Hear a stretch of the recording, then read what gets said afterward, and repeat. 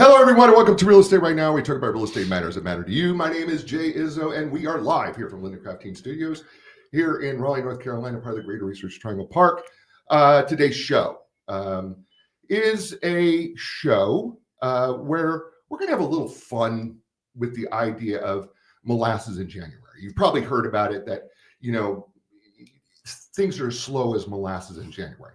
Well, is that true when it comes to real estate? That's the question. So what I did is I brought back my friend and senior listing and buyer specialist expert with Linda Craft Team Realtors, Dwayne Reece, returns back to the show. Welcome back. Thank you, Jake. Good to be back. Also, you failed to mention expert on molasses as well.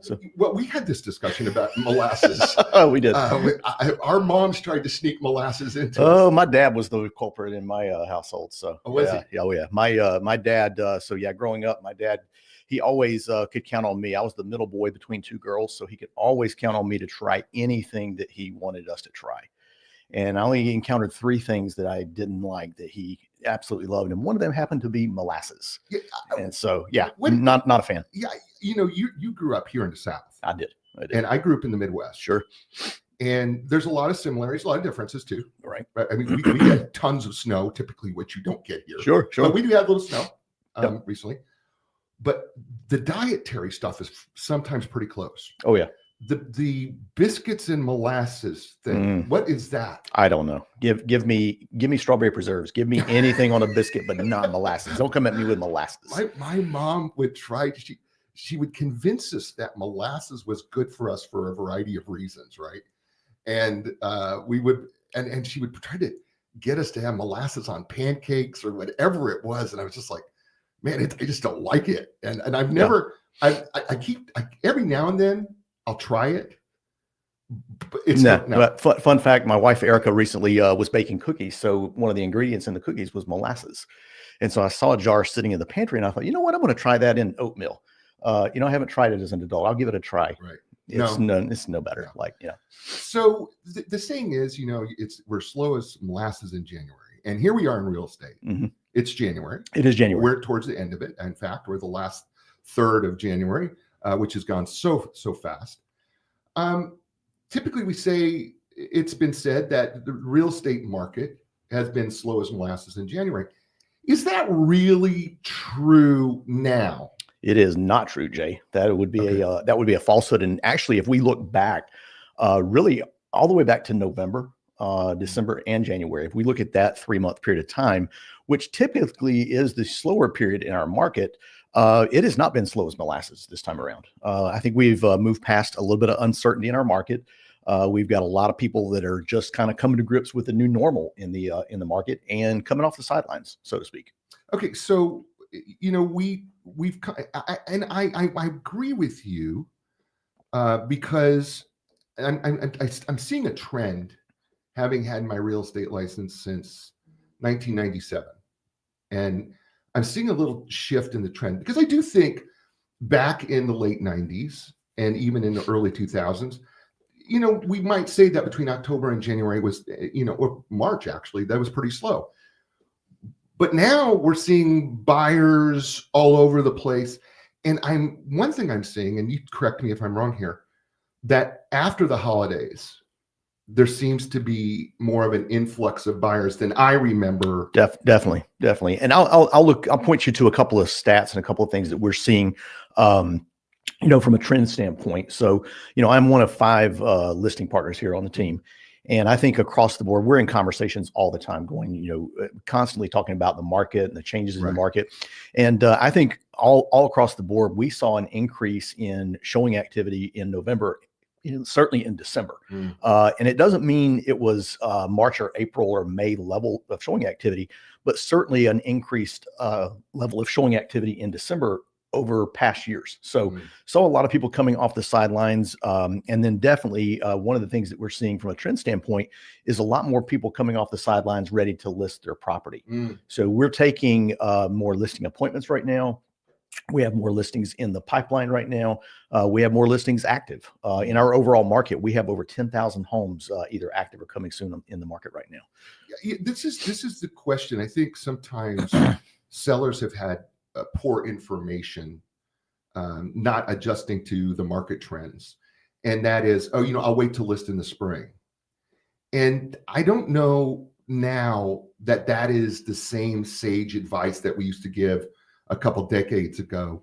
It seems that, maybe as a seller, you should be on right now. I absolutely think so. And why would you encourage a seller to get on the market here in January? Well, think about it from a competition standpoint. If everybody else is going to hit the market in, say, a March, April, or May, why would you want to go into that market at the same time frame as everybody else? Why not time it a little bit earlier? Potentially less competition that you would be facing, less inventory. I mentioned the 10,000 mark that we have right now. It wouldn't shock me or surprise me if that number went 11,500 in the spring. So why wait? People are still making buying decisions. So what I encourage people to do in the conversation I'm always having when I'm meeting with either buyers or sellers is do what's necessary for your family. Don't try to time the market. Don't try to time interest rates. You're never going to win in trying to pick the absolute perfect timing.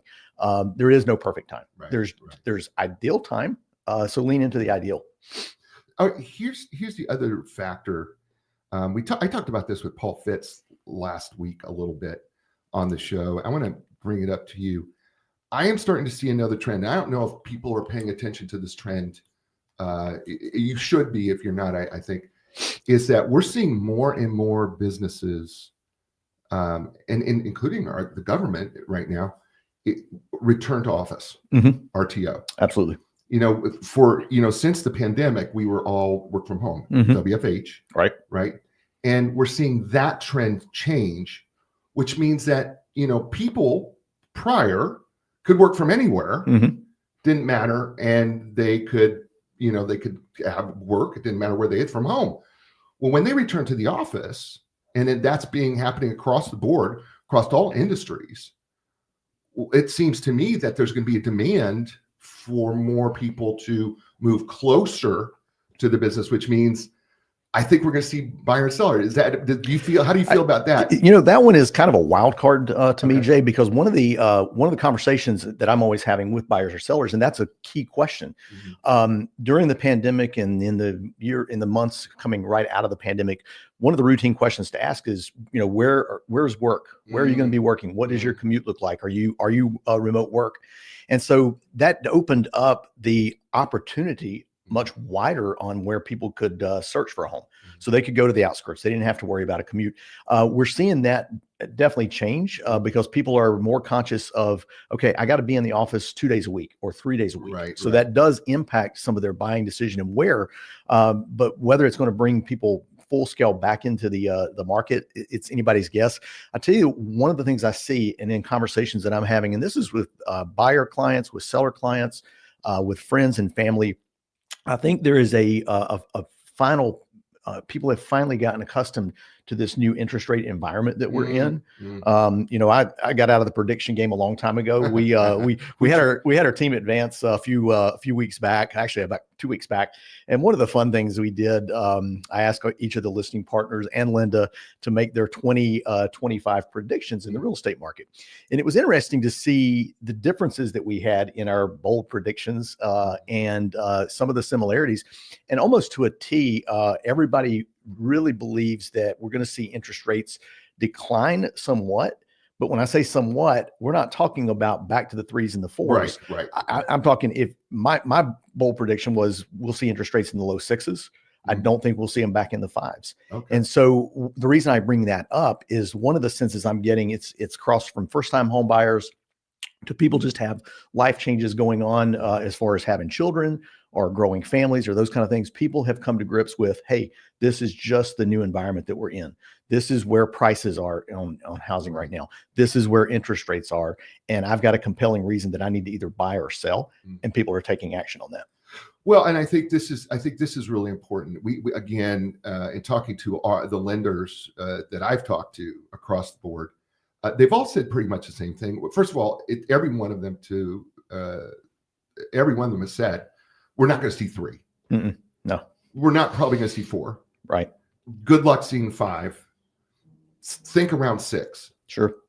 that may And, be, and even that's below the historic norm. right. And so think that we're probably going to be around 6. Maybe we'll dip 5.75, points here and there, but we're probably going to hover in that 6 area at some point Right. here.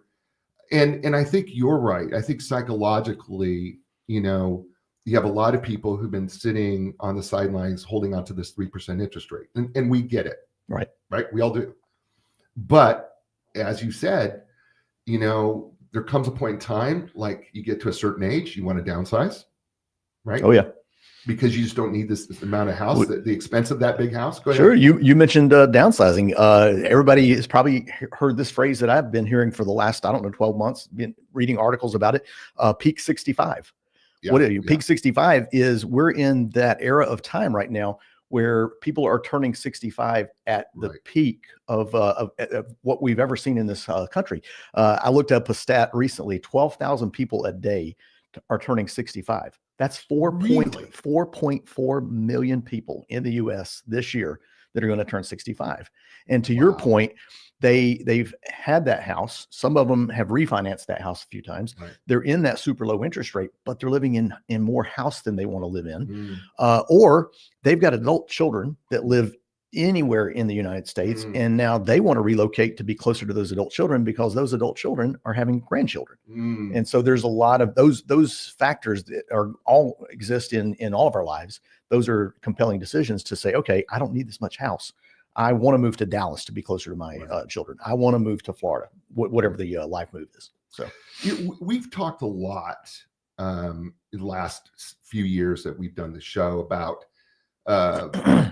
it's a difficult time for first-time home buyers because the average price, the median price of the home has gone up. But I would like to hear from you. Do you think that maybe we're moving into an era where maybe that the first-time home buyer is going to have a better chance now to get into the market than they have in the past few years? I absolutely believe that to be true, Jay. And here's the reason why. Right now we're in a more balanced market than probably we've seen since 2017, 2018.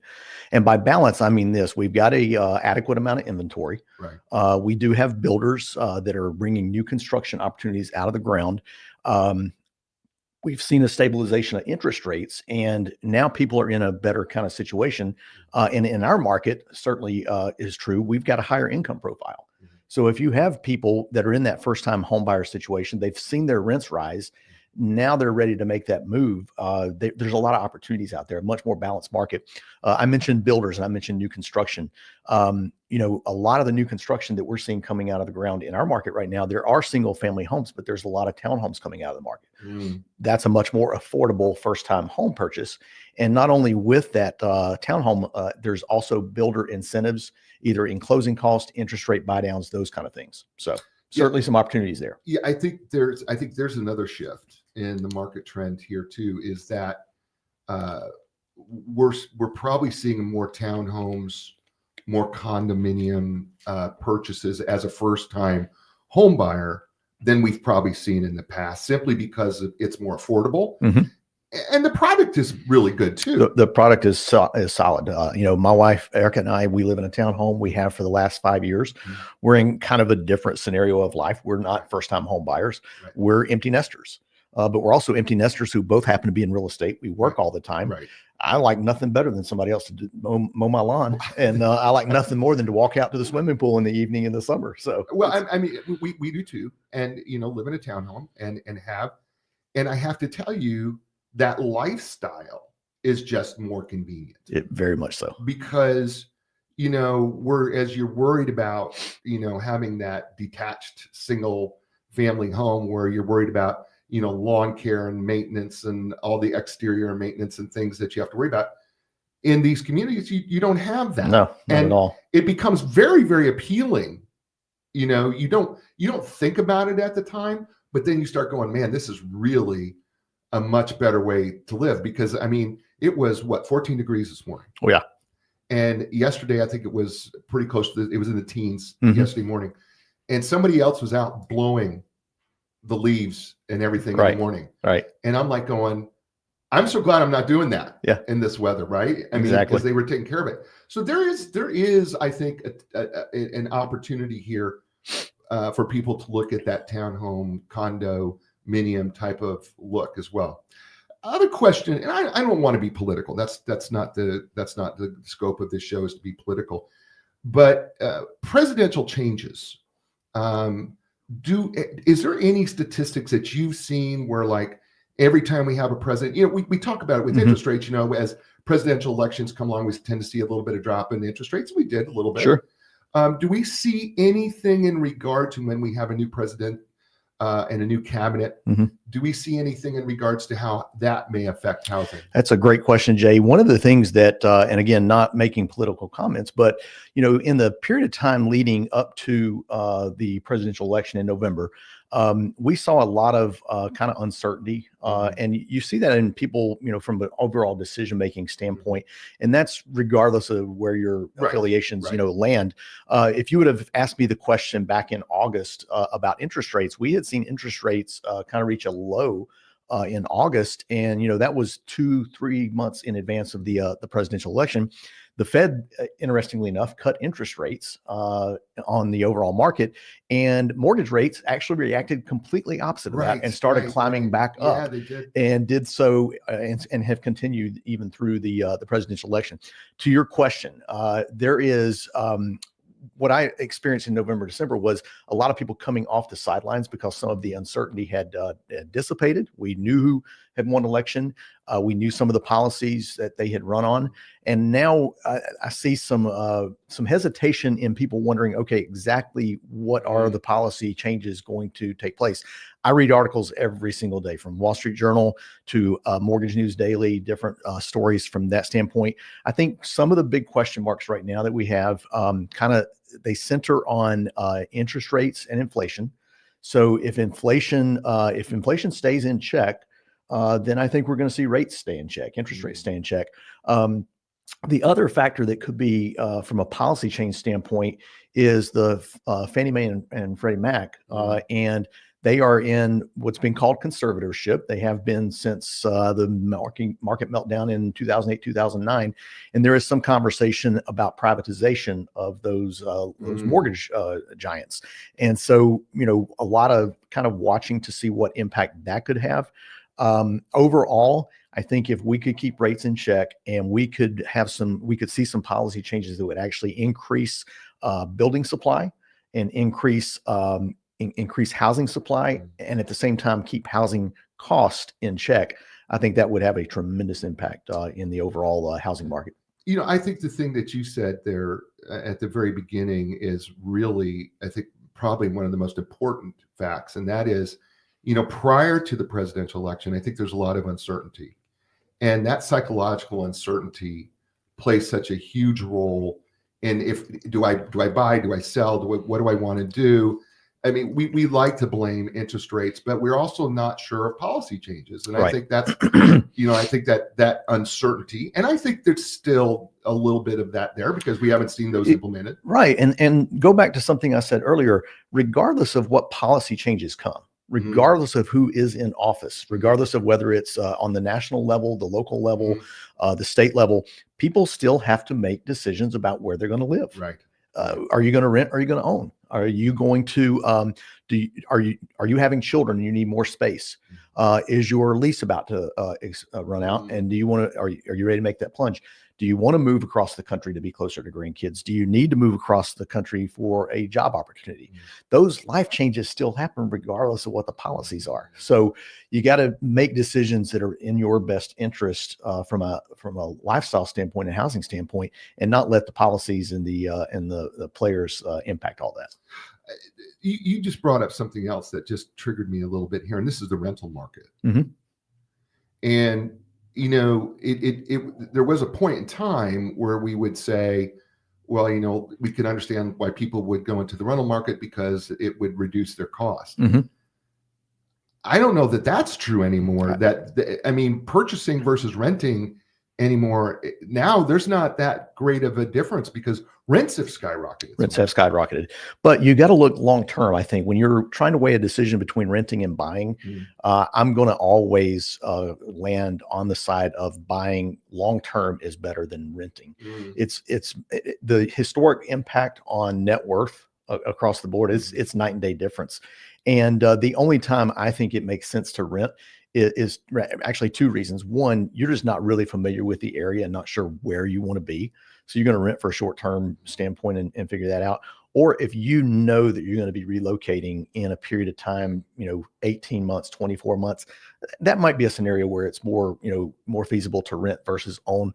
But overall ownership, regardless of how much you pay for the house and regardless of how much your interest rate is, you're always going to be achieving a better outcome net worth standpoint. And I always like to joke, the interest rate on your monthly rent payment, it's 100%. You're not getting that back. You're getting you're getting 0% of that money back next month. Right. You're right. There's nothing going on there. What about though? This, we've talked about January and the business of it. It seems to me that there has to be a mindset change sometimes for sellers because they're still in this mindset. And I think this has been the case with interest rates, is a mindset shift of going, the interest rates are not going to go back down. I got to just get used to it. But what about, at the beginning of the year, having that mind shift change for a seller that says, you know what, we need to put it on now. Right. How should they be thinking about this maybe a little bit differently? We've talked about a number of things, but from the aspect of what you're seeing in the market right now, how can you help them maybe make that mind shift to get on the market right now? I think it really comes back to their motivation, Jay. It is really all about motivation. Are you wanting to wait because you think it'll be a healthier market in the spring versus right now? I don't see patience being actually beneficial to you. I like to get out in front of more competition. We're already in a balanced market. If we have more inventory in the spring, it actually could move a little bit in the favor of the buyer.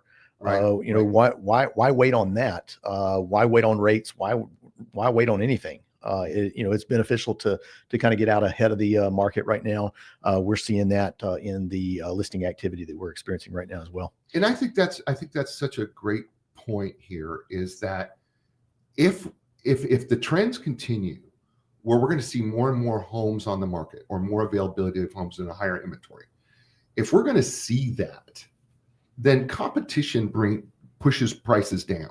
Absolutely. Well, it flattens out a couple of things. It flattens out due diligence, and it flattens out the multiple offer scenario. And when it flattens those two factors out, it's also going to flatten out that price that you're going to actually secure for your home. We were doing sales training this past Tuesday, and one of the stats that we looked at, 37% of homes that are been on the market between November, December, and on into January, 37% of those homes had at least one price adjustment, and in many cases, two price adjustments. Wow. So if you've come on the market and there's a lot more competition, and you're either slightly priced on the high side, and you got buyers that are able to be more patient and more selective, then you got to go where the market is taking the price of that home. So as we wrap up here, because it's almost over. Time flies. Time flies, right? As we wrap up here, I guess it's safe to say, we don't like molasses. No, we don't. And the market's not as slow as molasses. No, it's moving. It's moving. And you're going to have to make a mind shift change. If you've been thinking for all along that this is the way things have always been done, time to change. Time to come off the sideline. And Jay, let me mention this real quickly. I almost forgot to bring this up. February 25th, 7 p.m. Yep. We're actually going to have a seller seminar.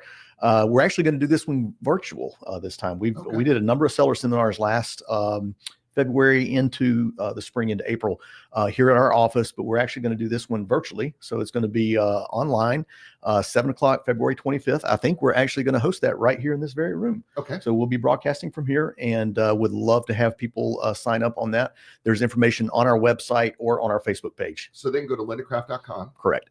And then they can click on seminars, Seller seminar, and then they can register and get the link and everything for that as well. Absolutely, yes. And that is February 25th. February 20th, and we'll be putting out email communication on that as well. So okay, be on the lookout. This has been great and a lot of fun as always. Tell people how they get a hold of you, especially, like they go, hey, I got questions about this, getting my house on the market in January. What can they do to get a hold of you? They can email me, Dwayne R at lindacraft.com. Everybody calls me Dwayner, Mm-hmm. or mobile number 919-623-3731. Awesome. Thanks, Dwayne. Hey, folks, this is the show. You know what? You had a lot of choices. You chose us. Thank you very much for doing that. We are grateful for it. Give us a thumbs up on YouTube when you watch the show. Wherever you listen to the show via podcast, you know what? Give us a positive review. And good news, just need to let you know, this show, which is on DBTV, is now on Apple TV. So that means that if you're an Apple TV subscriber, you can get DBTV, you can get Real Estate Right Now, and you can watch us every Saturday morning is when we're on. And so you can rewatch the show and ask questions, et cetera, so forth, and reach out to us then. So check us out on Apple TV. We're excited. DBTV, which has helped us at this show, now available to so many different platforms, available to 981 million people around the world. So check us out there on DBTV. With that said, I say to you, thank you so much, and ciao, everybody.